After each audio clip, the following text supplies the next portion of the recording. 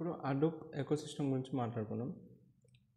Adobe ecosystem అనేది Adobe అంటే ఏంటి, ఒక ఓపెన్ సోర్స్ ప్లాట్ఫామ్ అనమాట. ఇది ఫ్రీ టు యూస్. ఎందుకు డిజైన్ చేసాను ఏంటి, బిగ్ డేటా ప్లాట్ఫామ్లో వచ్చే ప్రాబ్లమ్స్ని సాల్వ్ చేయడానికి అడోబ్ అనేది డిజైన్ చేసిండు. ఈ అడోబ్ ఎకోసిస్టమ్లో ఏముంటాయంటే చాలా టూల్స్ ఉంటాయి అన్నమాట. ఏంటంటే అడోబ్ దానంటే అది చేయలేదు, కొన్ని ప్రాబ్లమ్స్ సాల్వ్ చేయలేదు, దానికి సొల్యూషన్స్ కనిపెట్టలేదు అడోబ్. అందుకే ఆ ప్రాబ్లమ్స్ సాల్వ్ చేయడానికి దానికంటే కొన్ని టూల్స్ కనిపెట్టాను. ఈ టూల్స్ యూజ్ చేసి మన based on depending on the problem ఆ టూల్స్ వాడతాం, ఆ ప్రాబ్లమ్ సాల్వ్ చేస్తాం అనమాట. ఆ ఎకోసిస్టమ్లో వచ్చే టూల్స్ ఏంటి చూద్దాం. ఫస్ట్ వచ్చి HDFS. ఆల్రెడీ ఇంతకుముందు వీడియోలో చెప్పుకున్నాం, మళ్ళీ చెప్తా. మీకు ఉంటే కొంచెం ఫార్వర్డ్ చేయండి. ఫస్ట్ HDFS మళ్ళీ సేమ్ స్టోరీ అనమాట. డేటాను ప్రాసెస్ చేసే ఫస్ట్ ఏం వస్తుంది, రెండు కాంపోనెంట్ ఉంటాయి. ఇది మాస్టర్స్ నోట్స్, ఇది స్లేవ్ నోట్స్ అనమాట. మాస్టర్ నోట్స్ ఏం చేస్తున్నాయి, డేటాని స్లేవ్ నోట్స్కి ఇస్తుంది పని చేయమని, ప్రాసెస్ చేసి స్టోర్ చేసి మేనేజ్ చేసుకోవాలి. సో మ్యాప్ రెడ్యూస్లో రెండు ఉంటాయి, జాబ్ ట్రాకరు, టాస్క్ ట్రాకరు. HDFSలో రెండు ఉంటాయి, data node, name node. First మనం HDFS is the first tool కాబట్టి HDFS ఏం చేద్దాం మాట్లాడుకున్నాం. So task tracker, job tracker నుంచి వద్దాం.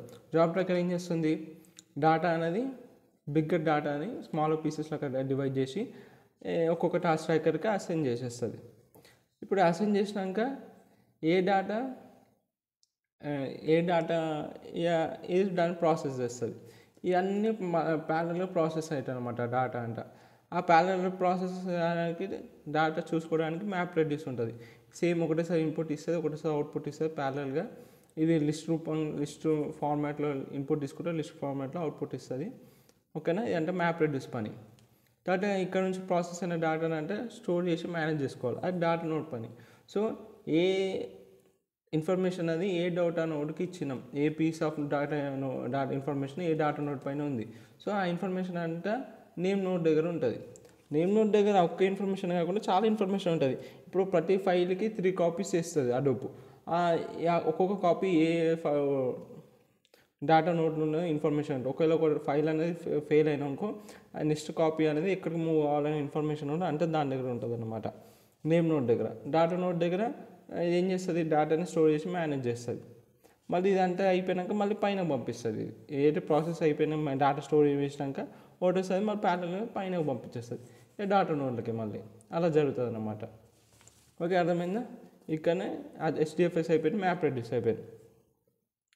చెప్పినా కదా, జాబ్ ట్రాకర్ పెద్ద టాస్క్స్ని స్మాల్ టాస్క్లు డివైడ్ చేసి ఈ కింద ఉన్న టాస్క్ ట్రాకర్కి ఇచ్చేస్తుంది. ముందు వీడియో చూసి వచ్చినాకో ఇక్కడ ఒక స్కిప్ చేసేయండి, ఎందుకంటే HDFS రెడ్యూస్ ఆల్రెడీ ముందు వీడియోస్ ఆర్కిటెక్చర్ మంచిగా డీటెయిల్గా మాట్లాడుకున్నాం. కొత్త టూల్స్ గురించి మాట్లాడుకున్నాం. ఫ్లూ ఏం చేస్తుందంటే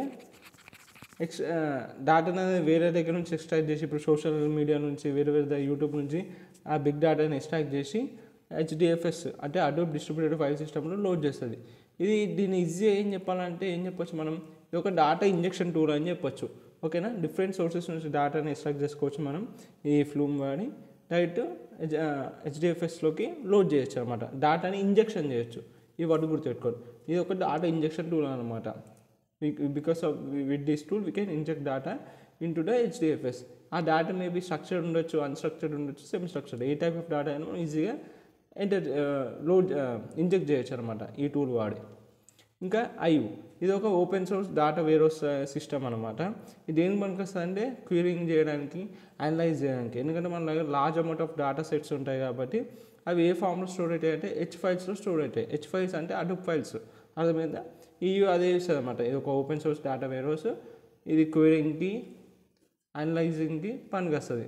which is a curing analyse చేస్తుంది, చిన్న డేటా, లార్జ్ డేటా సెట్స్ని అనలైజ్ చేస్తుంది. ఆ లార్జ్ డేటా సెట్స్ ఎక్కడ స్టోర్ అవుతాయి, H ఫైల్స్లో స్టోర్ అవుతాయి. H ఫైల్స్ అంటే అడోబ్ ఫైల్స్, ఇక్కడ గుర్తుపెట్టుకోండి. ఇది ఏం యూజ్ చేస్తుంది అంటే HQL యూజ్ చేస్తుంది. HQL అంటే ఏంటి, IO ప్లస్ SQL కలిపితే HQL వచ్చింది. ఇది ఇవా కూడా HIVE కూడా ఇది ఒక SQL లైక్ క్యూరీ లాంగ్వేజ్. ఇది ఒక క్యూరీ లాంగ్వేజ్ అనమాట. దీనికి ఉన్న ఫీచర్ ఏంటంటే హైలీ స్కేలబుల్ అనమాట. ఓకే, నెక్స్ట్ వచ్చేసి HBase. ఇది ఒక డిస్ట్రిబ్యూటెడ్ కాలమ్ ఓరియంటెడ్ డేటాబేస్ అనమాట. అడోబ్ ఫైల్ సిస్టమ్ పైన ఉంటుంది, top of Adobe file system పైన ఉంటుంది. ఇది ఎందుకు డిజైన్ చేసిండు, quick random access to huge amount of data. ఎందుకంటే అక్కడ మనకి అడోబ్లో చాలా హ్యూజ్ అమౌంట్ ఆఫ్ డేటా ఉంటుంది కదా, ఏదైనా తీసుకోవాలంటే ఫైండ్ చేయాలంటే అంత ఫస్ట్ నుంచి ఎందుకు కష్టమవుతుంది కదా నీకు డేటా ఏదైనా ఫైండ్ చేసి తీసుకోవాలంటే రిట్రీవ్ చేయాలంటే. సో హెచ్బేస్ ఏం చేస్తుంది, అడోబ్ పైన ఉంటుంది, టాప్ ఆఫ్ అడోబ్ ఉంటుంది. ఇది కాలమ్ ఓరియంటెడ్ డేటాబేస్ అనమాట, ఇది డిస్ట్రిబ్యూటెడ్ అయ్యి ఉంటుంది. సో ఏమైనా క్విక్గా ర్యాండమ్గా ఏదైనా తీసుకోవాలనుకుంటే, డేటా ఫైండ్ చేయాలనుకున్నా, రిట్రీవల్ చేయాలనుకున్నా, దీని వాడి ఆ large huge amount of data నుంచి ఈజీగా దేనైనా క్విక్గా ర్యాండమ్గా యాక్సెస్ చేయొచ్చు అనమాట హెచ్బేస్ వాడి. మహౌట్ అనేది ఎంఎల్ ఆల్గరిథమ్స్ ఉంటాయి కదా, ఇక్కడ ఉన్నాం మనం. ఎంఎల్ ఆల్గరిథమ్స్ అన్నీ బిగ్ డేటా పైన ఇంప్లిమెంట్ చేయడానికి ఈ మహౌట్ అనేది పనికొస్తుంది. ఇప్పుడు చెప్తా. ఇప్పుడు నెట్ఫ్లిక్స్ అనేది బిగ్ డేటా ఉంటుంది దగ్గర, చాలా నెట్ఫ్లిక్స్ ఎన్నో వెబ్ సిరీస్ ఉంటుంది, దాని దగ్గర ఎన్నో సినిమాలు ఉంటాయి, చాలా huge amount of data, big data అని ఉంటుంది. సో దానిపైన మిషన్ లెర్నింగ్ ఆల్గరిథమ్స్ అనేది అప్లై చేస్తుంది. దీన్ని వాడే మహౌట్ వాడే అవి కంపెనీస్ వాడుతుంది. సో ఇప్పుడు ఒకవేళ నీ అకౌంట్ నీ ఫ్రెండ్ కూడా ఇచ్చినావు, ఇద్దరు దగ్గర ఓ 2 సబ్స్క్రిప్షన్స్ తీసుకొని ఇద్దరు చూడొచ్చని నువ్వు మీ ఫ్రెండ్ ఇద్దరికి ఇచ్చాడు. సో వాడన్నీ సస్పెన్స్ థ్రిల్లర్ సినిమాలన్నీ చూస్తే, లైక్ బ్రేకింగ్ బ్యాడ్, వెనస్డే అలాంటివి ఇంకా ఉంటాయి కదా, నాకు గుర్తొస్తే డార్క్, అలాంటి సస్పెన్స్ థ్రిల్లరు మంచి అలాంటివి చూస్తే అది ఏం రికమెండ్ చేస్తుంది, మళ్ళీ నువ్వు ఓపెన్ చేసినప్పుడు అలాంటి టైప్ ఆఫ్ వెబ్ సిరీస్, అలాంటి టైప్ ఆఫ్ జోనర్ సినిమాలు నీకు చూపిస్తుంది. అది రికమెండేషన్. అది ఎట్లా పనిచేస్తుంది, బ్యాక్గ్రౌండ్లో ఆ బిగ్ డేటా పైన మిషన్ లెర్నింగ్ ఆల్గరిథమ్స్ అని అప్లై చేసింది కాబట్టి నీకు అట్లా రికమెండేషన్ అని చూపిస్తుంది. సో అట్లా ఆల్గరిథమ్స్, ఆ మిషన్ లెర్నింగ్ ఆల్గరిథమ్స్ ఆ బిగ్ డేటా పైన అప్లై చేయాలంటే ఇది హెల్ప్ అవుతుంది అనమాట మా ఊరు.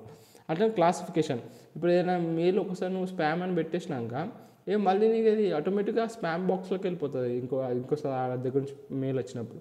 సో అలా స్పామ్ మెయిల్స్ క్లాసిఫికేషన్ కానీ ఇప్పుడు దానిపైన మిషన్ లెర్నింగ్ జరుగుతుంది కదా. అట్లనే clustering, similar group of objects అన్నిటిని సేమ్ ఒక్కొక్క గ్రూప్స్లోకి వేస్తుంది. ఇప్పుడు చాలా అమౌంట్ ఆఫ్ ఇదన్నీ ఒక గ్రూపు, స్టార్స్ అని ఒక గ్రూపు, స్క్వేర్స్ అని ఒక గ్రూప్. సో ఇట్లా సిమిలర్ ఆబ్జెక్ట్స్ ఏమంటే అవన్నీ ఇట్లా క్లస్టర్స్లోకే వేస్తుంది, దాని క్లస్టరింగ్. సో మ్యానుటీ ఈ టెక్నిక్స్ వాడుతుంది అనమాట ఆ బిగ్ డేటా పైన కొన్ని ఫీచర్స్. ఇంకా పిగ్ అనేది ఒక స్క్రిప్టింగ్, పిగ్ లాంటిన్ అని ఒక లాంగ్వేజ్ ఉంటుంది, దీనికంటూ సొంతం ఒక లాంగ్వేజ్ ఉంటుంది, దాని పేరు పిగ్ లాంటిన్. ఇది ఒక పిగ్ లాంటిన్ అనేది ఒక స్క్రిప్టింగ్ లాంగ్వేజ్. ఈ పిగ్ ఏం చేస్తుందంటే ఇది ఒక డేటా ప్రాసెసింగ్ టూల్ అని గుర్తుపెట్టుకో. ఇంకా దీనికంటూ సొంత కాంపోనెంట్ ఉంటుంది. ఇప్పుడు పిగ్ లాంటిన్ అని సొంత లాంగ్వేజ్ ఎట్లా ఉందో దీనికంటూ సొంత కాంపోనెంట్ ఉంటుంది, అపాచ్ పిగ్ ఇంజిన్ అని. ఇది ఏం చేస్తుందంటే పిగ్ లాంటిన్ స్క్రిప్ట్స్ని యాక్సెప్ట్ చేయడానికి ఈ కాంపోనెంట్ పనికి వస్తుంది. Then it's a data processing tool. So ఏదైతే ఒక్క లైన్ రాసినాకో పిగ్ లాంటిన్ అనే లాంగ్వేజ్లో ఒక్క లైన్ రాసినాకో అది ఈక్వల్స్ టు 100 లైన్స్ ఇన్ జావాలో రాసిన 100 లైన్స్తో సమానం అనమాట. దీనివల్ల అది అంటే ఈజీ అయిపోయింది అడుపు వాడేటోళ్ళకి, అందుకే పిగ్ అనేది ఫేవరెట్ అయిపోయిన వాళ్ళకి. సో వాళ్ళకి పిగ్ ఇష్టం కాబట్టి పేరు పిగ్ అని పెట్టేసాడు. ఇంకా స్కోప్, సో ఇది ఏం చేస్తుందంటే రివర్స్ ఏంటిది, సేమ్ ఉంటుంది. ఇది చూడు, import structure data from RDBMS to HDFS. So RDBMSలో ఉన్న స్ట్రక్చర్ డేటాని ఇంపోర్ట్ చేసి HDFSకి పంపిస్తుంది. సేమ్ అట్లనే స్ట్రక్చర్ డేటాని ఎక్స్పోర్ట్ చేస్తుంది HDFS నుంచి RDBMS లెక్క. సేమ్ ఇక్కడ నుంచి అక్కడికి HDFS to RDBMS to HDF, అటు నుంచి ఇటు ఇంపోర్ట్, ఇటు నుంచి అటు ఎక్స్పోర్ట్.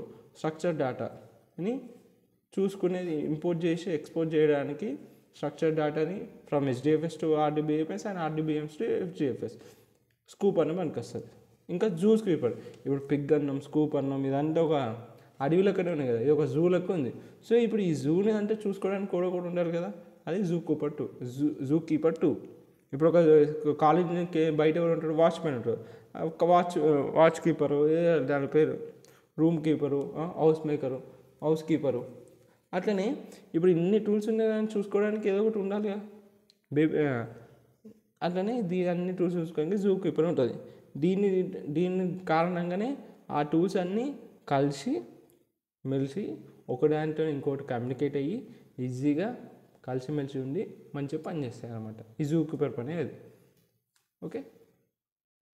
ఏది వీడియో ఏమో క్లారిటీ రాకపోతే ప్రతి నోట్స్ కింద డిస్క్రిప్షన్ లింక్లు ఉంటాయి, అక్కడ నుంచి ట్యాప్ చేసి ఓపెన్ అవుతుంది, అక్కడ నుంచి చూడండి notes. Okay, thank you.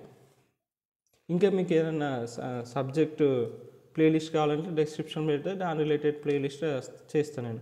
Actually ఒకసారి మన ఛానల్ విజిట్ చేయండి. బీటెక్ సెకండ్ ఇయర్ నుంచి సిఎస్సి సబ్జెక్ట్స్ అన్నీ కవర్ అయినాయి, అన్నీ ఉంటాయి. ఓకే, అరౌండ్ 27 సబ్జెక్ట్స్ ఉంటాయి 4th ఇయర్ వరకు. ఆ 27 సబ్జెక్ట్స్ మన ప్లేలిస్ట్లో అన్ని 27 ప్లేలిస్ట్లు ఉంటాయి మన ఛానల్లో. ఇంగ్లీష్లో కావాలంటే ఇంగ్లీష్కి మళ్ళీ ఇంకో ఛానల్ చూసుకుందాం. Thank you. చేద్దాం ఇంకో ఛానల్.